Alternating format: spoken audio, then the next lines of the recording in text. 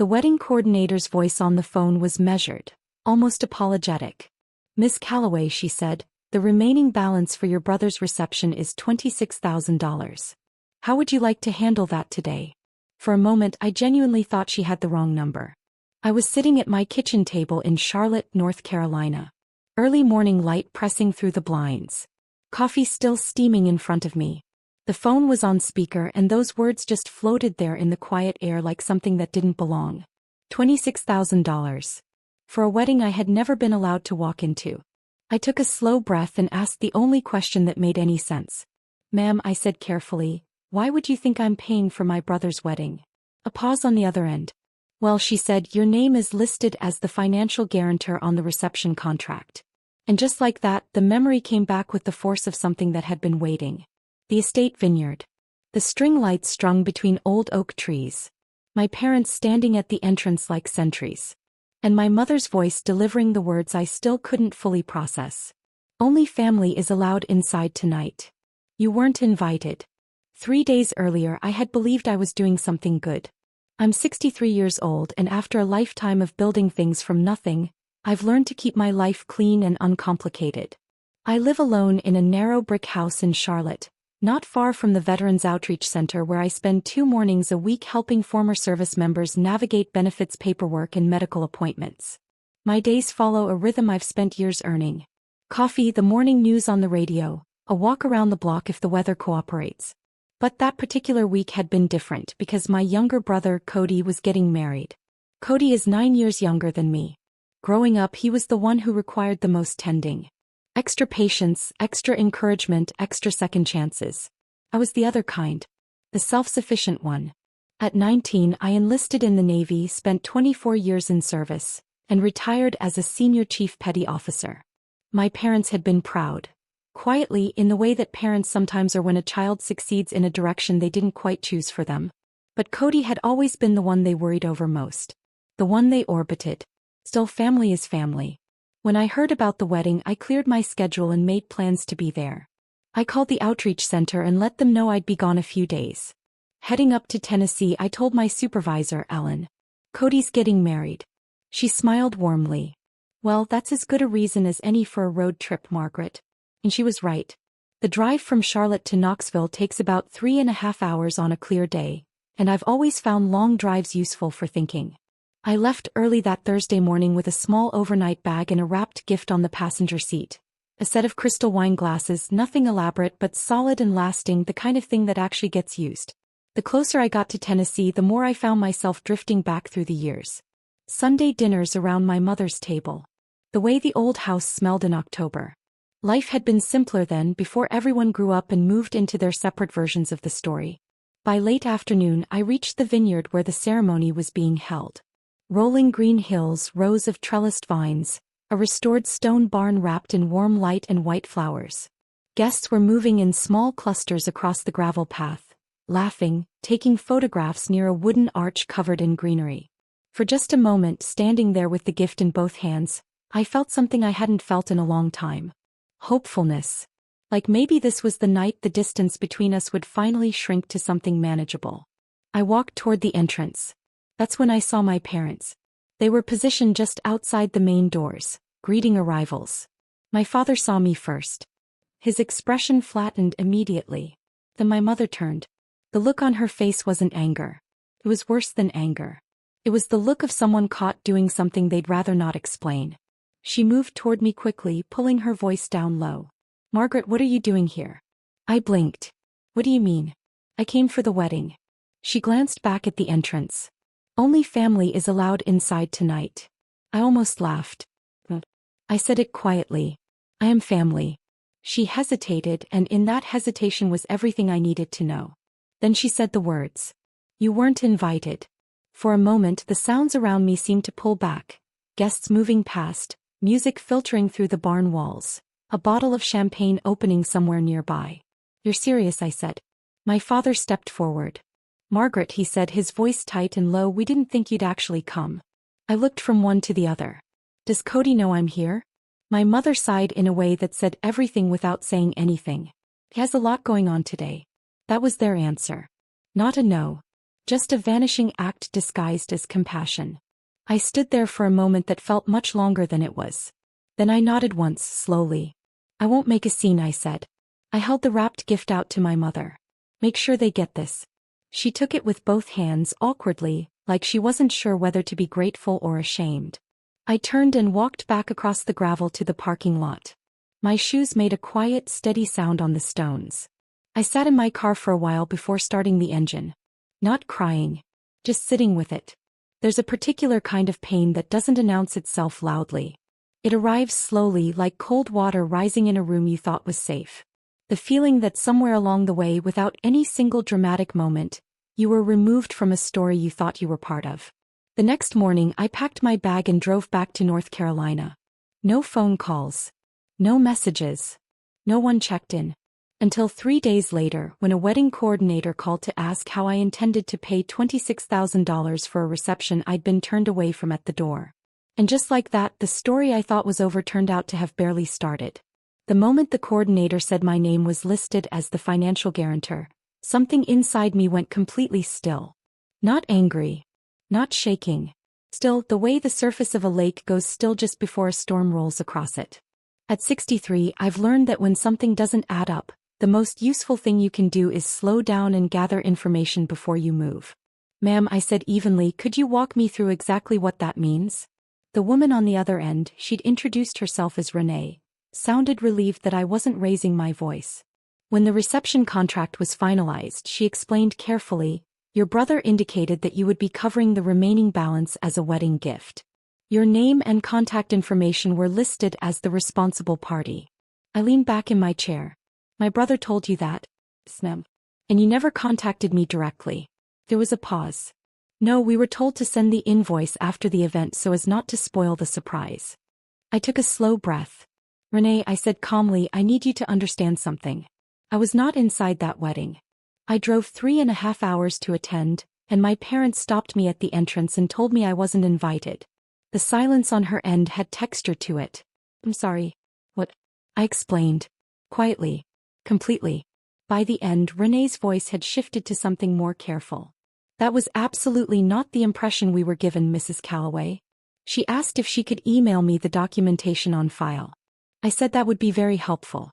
After we hung up, I sat at the kitchen table for a long time looking at the maple tree in the backyard. The leaves had already turned. There's something about fall that always feels like evidence. Proof that things can change without making a sound. The email arrived 20 minutes later. I opened the contract and found the guarantor section near the bottom. There, in clean typed letters, was my name. Margaret Calloway. My phone number. My email address. All accurate. All information I had never provided to any wedding coordinator.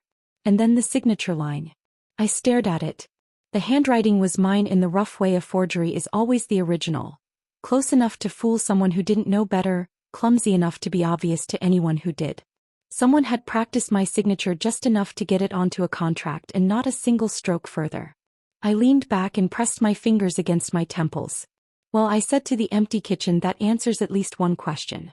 I spent the next few minutes reading through everything. Dinner for 150 guests. Open bar, live band, late-night dessert station. Total cost just over $31,000. Cody and his new wife had paid $5,000 as a deposit. $26,000 remained. And according to a document bearing my forged name, that was my problem to solve. Then the second email arrived. The full message thread between Renee's firm and my brother. I read it twice. Hi Renee, just confirming that my sister Margaret will be covering the remaining balance as our wedding gift to us. She's driving in from Charlotte for the ceremony, so feel free to reach out to her directly after the event. She'll probably prefer the invoice sent afterward so it doesn't ruin the surprise. I sat with that for a long moment. Then I closed the laptop. Outside, a neighbor's dog was barking at something across the street. Normal life, indifferent and continuing. The truth was, I wasn't even fully surprised. Cody had always had a talent for letting other people absorb the weight of his decisions. When we were children, if something broke, I was the one who ended up explaining it. If he forgot an assignment, I was the one helping him scramble through it the night before. Our parents called it me being responsible. What they never said, what I don't think they ever fully understood, was that responsibility handed to the same person often enough stops being a virtue. It becomes an expectation.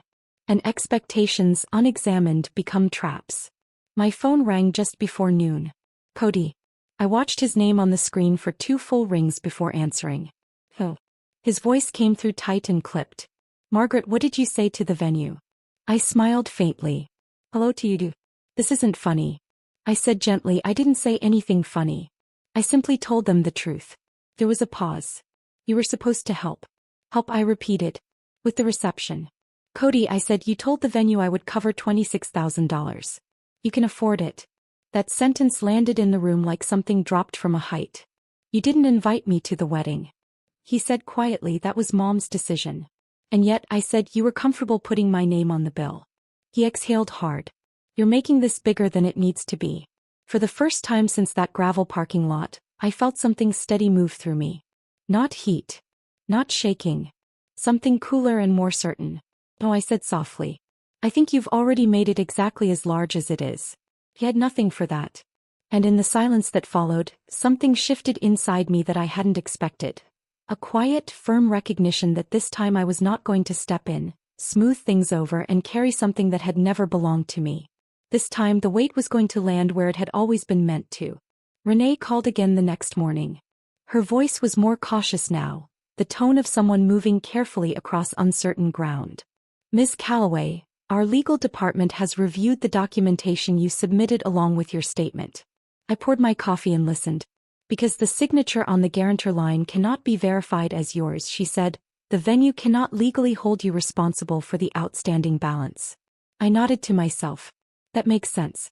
The responsibility, she continued, reverts to the primary contract holders, your brother and his wife. Have they been notified? Snem. A small pause. Your brother seems surprised. I almost smiled. I imagine he was.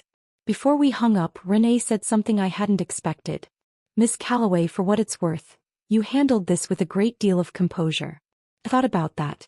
24 years of service, I said. You learn that reacting emotionally usually turns a small fire into a larger one. She laughed softly.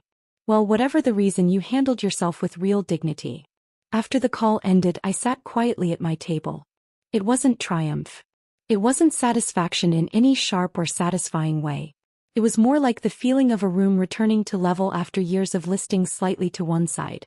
Something corrected, something finally balanced. That afternoon, I drove to the Veterans Outreach Center the way I always did on Wednesdays. The building was plain. A converted office space near the hospital with fluorescent lights and donated furniture. But the work done inside it was real. That day I spent 2 hours with a 78-year-old Army veteran named Gerald who'd been trying for months to untangle a benefits error that had reduced his monthly payment without explanation. We found the mistake, a data entry error from 2019, and I helped him draft the correction request. He thanked me 4 times before leaving. Problems that have actual solutions. Conversations where honesty is an asset. That evening back home I found an email from Cody in my inbox. The subject line read, "We need to talk. Margaret, the venue has reassigned the bill to me. This is causing serious problems. Mom and Dad are upset. You know they can't absorb something like this. Can we please figure out a solution?" I read it twice. What I noticed most wasn't the request. It was the architecture of it. No acknowledgement of the forged signature. No apology for what happened at the vineyard doors.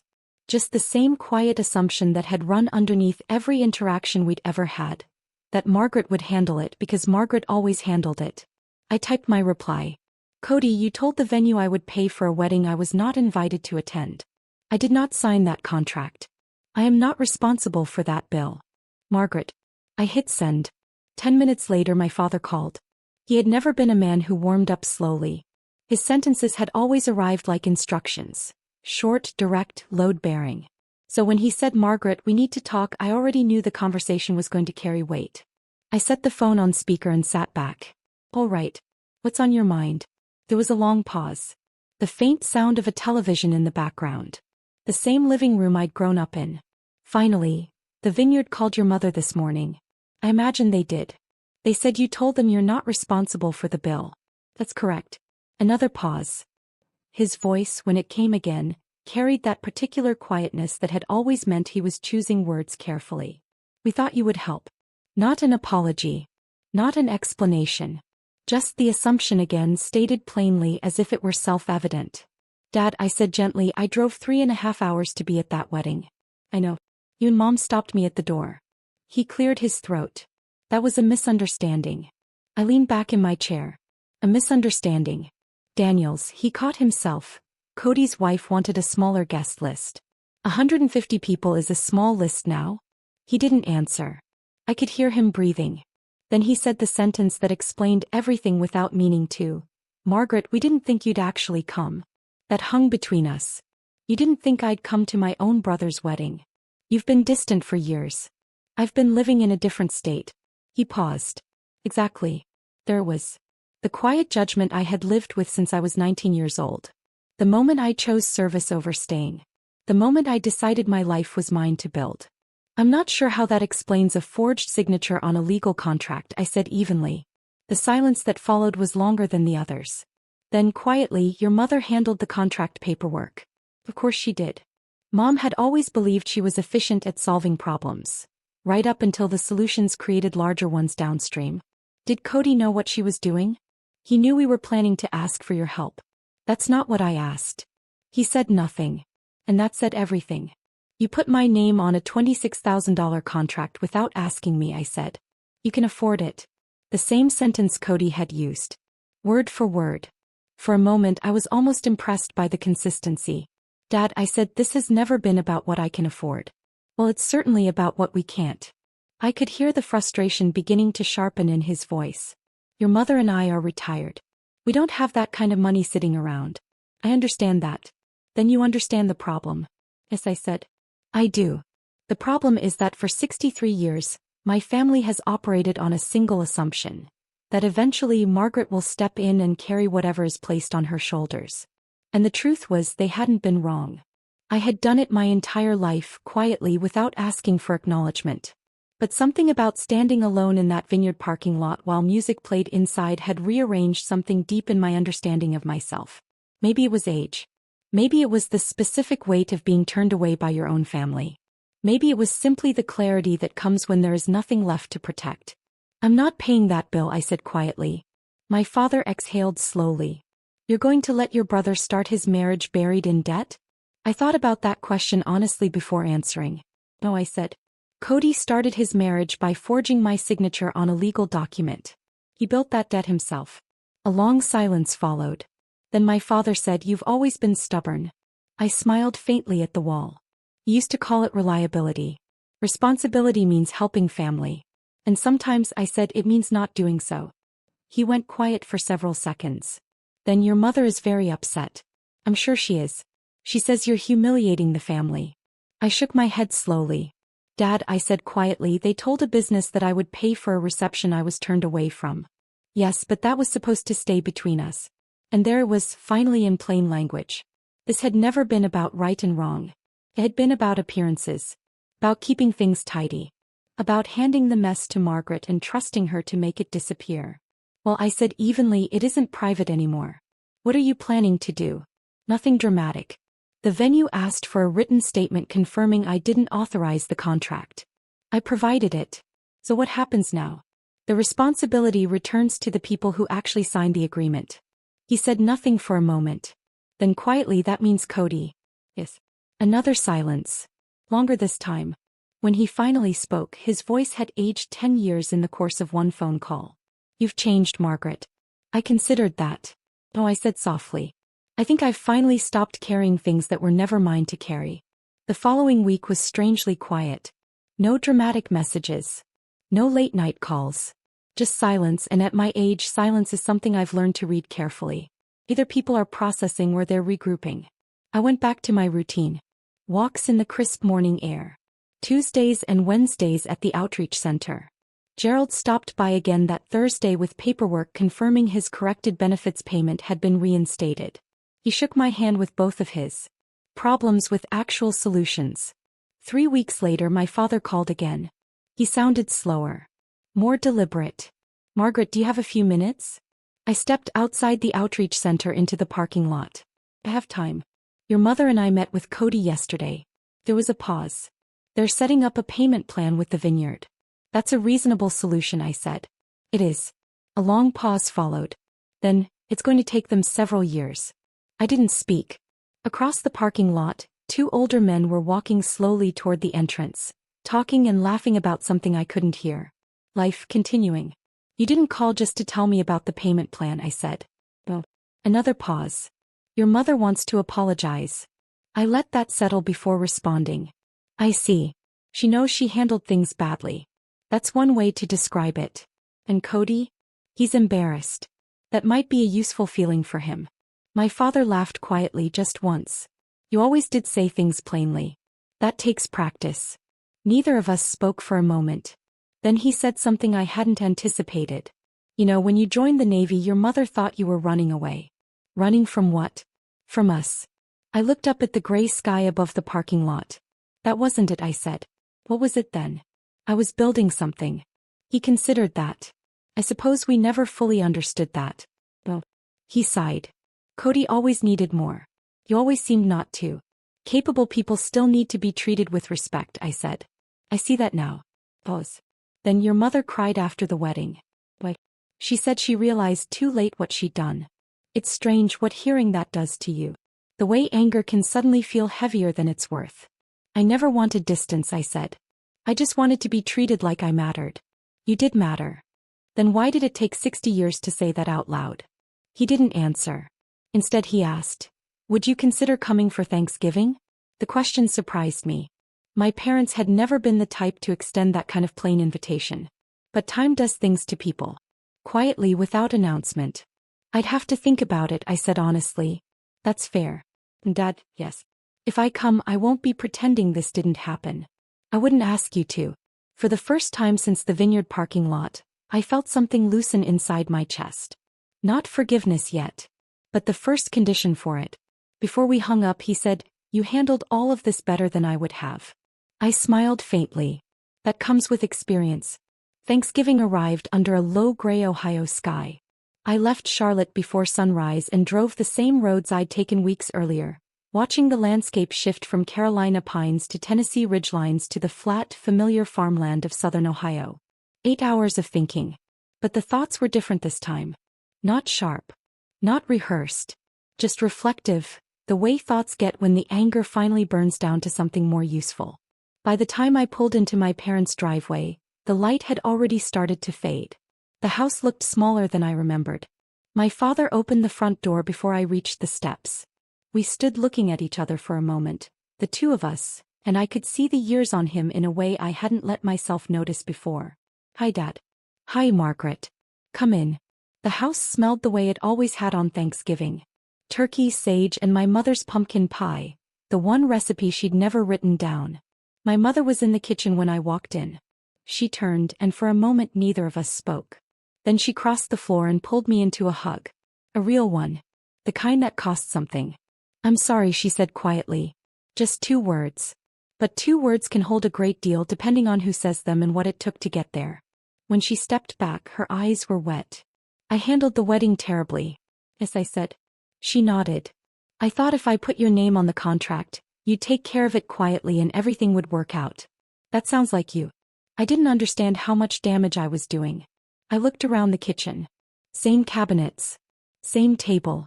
Same window above the sink where I'd stood as a child watching snow collect on the back fence. I wasn't hurt by the money, I said. I know that now. What hurt you? Being told I wasn't family. My mother closed her eyes briefly. That was the worst thing I could have done. Behind me, I heard footsteps and turned to find Cody standing in the doorway. He looked different than I'd expected. Not younger. Just less armored. His wife, Nora, stood beside him, her expression kind and careful. Hi, Margaret. Hi, Cody. For a moment, the 4 of us stood in the kitchen in a particular kind of silence that only families know. The kind that exists just before someone decides whether to speak the truth or step around it. Cody cleared his throat. I owe you an apology, he said. Yes. I put your name on that contract without asking.